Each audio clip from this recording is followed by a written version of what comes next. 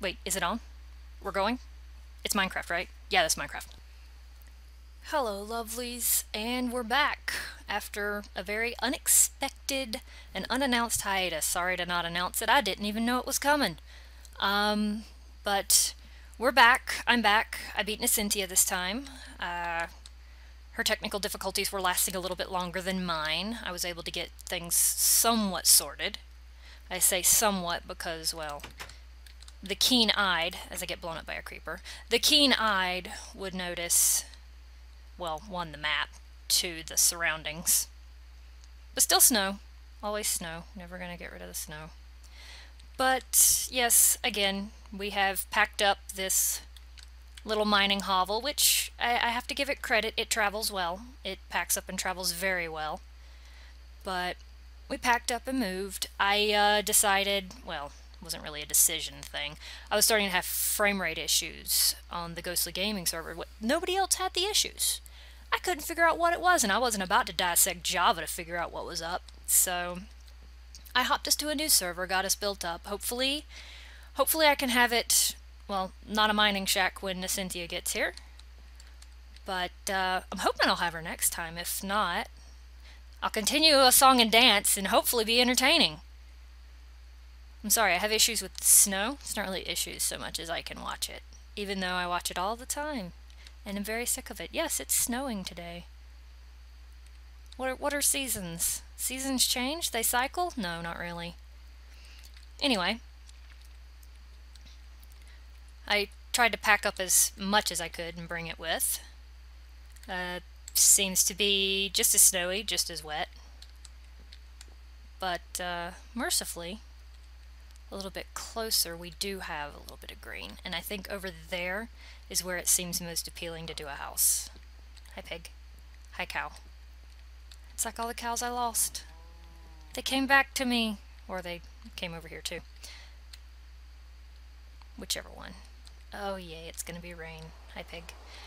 I started to look in there at one point, and then I chose life, because wisps, no. I'm not an adventurer. Then what am I doing on Minecraft? I don't know. Anyway, I was thinking about doing it as a vote, but a vote of locations where to build started to feel like it just stall tactics. I'm not gonna do stall tactics, I'm not that bad.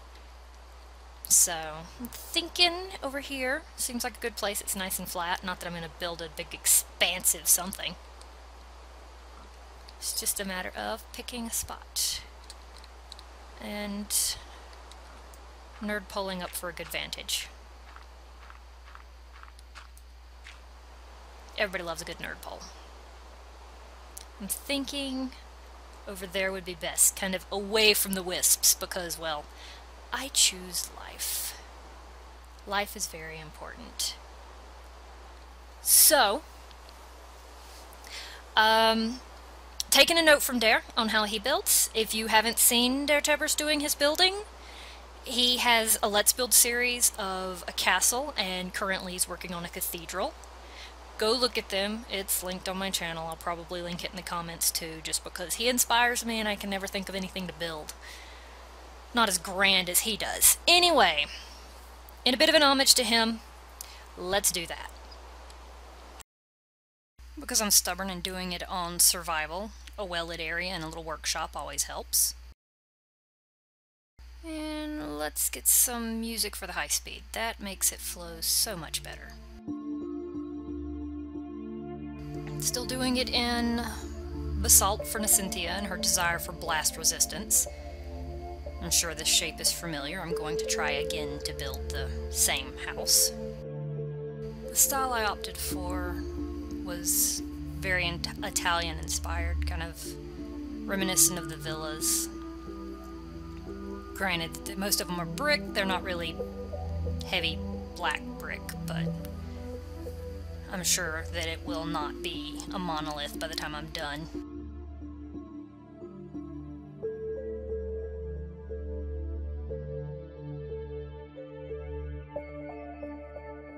I got a little ways up the wall and realized that having it flush with the ground was going to be annoying, because I feel it's inevitable that machines are going to end up moved in here, so I left a tiny little crawl space underneath to run wiring and whatever else might be deemed necessary.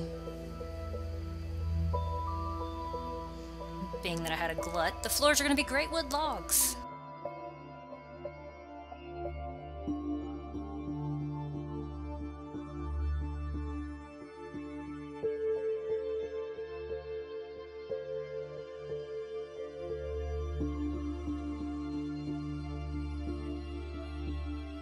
And despite being on survival, I felt like building the walls up really tall just to tempt fate.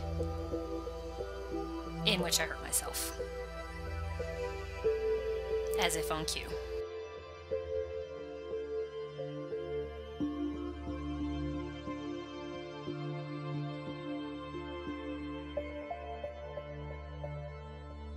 One of the hallmarks of this Italian villa style is having a central and very tall square tower. And I'm starting to work my way there, but I'm still a little bit sheepish for falling to my death, so I'll kind of improvise the floors in as I go. And hopefully I'll fall into the floor instead of out to the grass.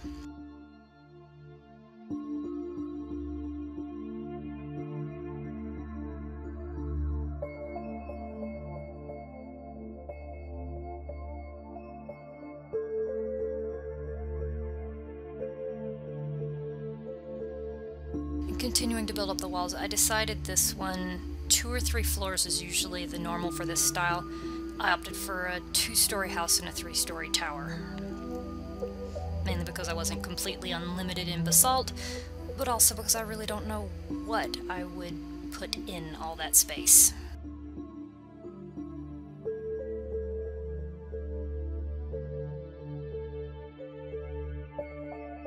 Another hallmark of the style is to have a nice front porch on it. I realized that I didn't leave room for the front porch without having it be flush with the tower, so I started slowly moving that entire section back 1 block. Rather than just having it be 10 blocks, I tried to stick with the 11 by 11 because Nacentia said that that was really good for a workshop. We'll see how it fits.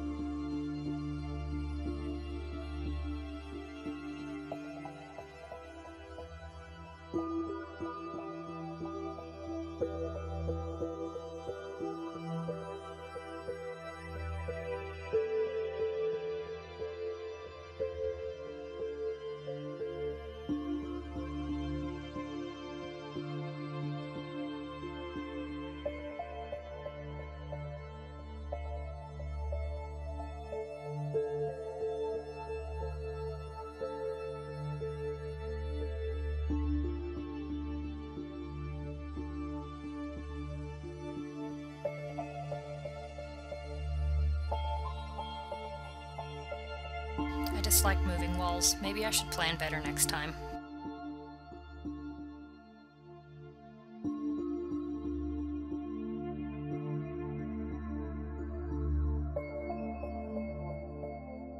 Alright, we did have, on our first start, a lot of acacia trees nearby, so I ended up with a lot of that wood and figured that a lighter colored roof would probably help this place out. Granted, I still need to work in some design to lighten the heavy black of it, but we'll see. A very low-pitched roof is standard for these. I'd love to know why. If anybody's architecture skilled, tell me why Italian roofs tend to be very low-pitched. Probably not a lot of snow, I'd assume. But trying to do that in Minecraft is really entertaining, more so because the acacia wood does not do microblocks, so I got to have a grand old time making and remaking all the bits and bobs and dropping them, and then hopping down and chasing them all down.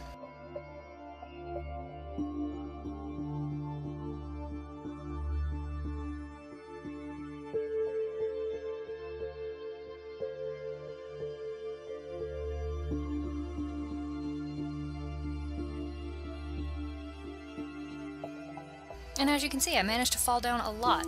I'm not sure whether it's on purpose or whether I was going to get pieces that fell that time. We'll assume it's to go get pieces that fell, and that I meant to do it. Another thing that it doesn't allow with the micro blocks is it leaves these gaps at the mid-level. Not sure if you can really see it. I see it and it bothers me. I've got to figure out what to do about it. There'll probably be some micro blocks of something on the inside of the house.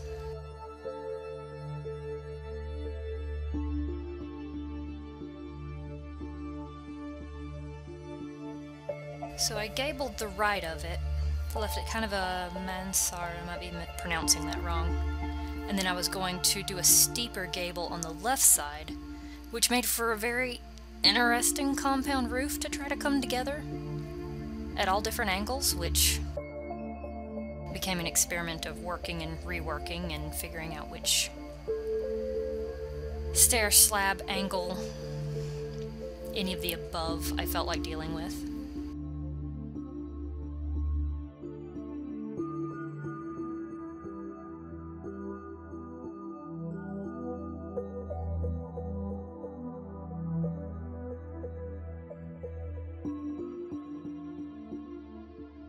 But as difficult as the low-pitched roof is, it's pretty forgiving in your design.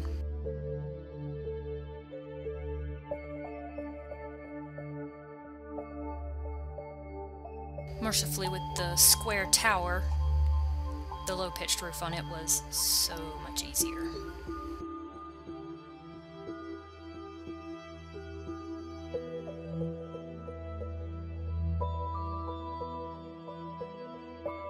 A decorative aspect of the style is having supports on these big, wide, shade-casting eaves that these have. I went with marble at first. I'm still waffling whether I even like that. I'm going to leave it and live with it for a bit. See if it tones down any when it's not a giant, massive basalt brick tank in the middle of the plains here. Most windows in this style of architecture are very tall and very narrow.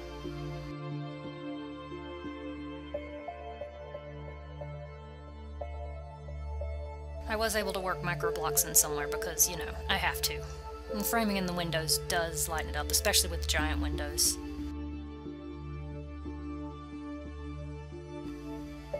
Alright, and I am now to the point of how does I micro block? So, things falling. I'm going to call it, where's the door? Been running in and out this thing for a while. I'm going to call it decent. I need to continue micro blocking.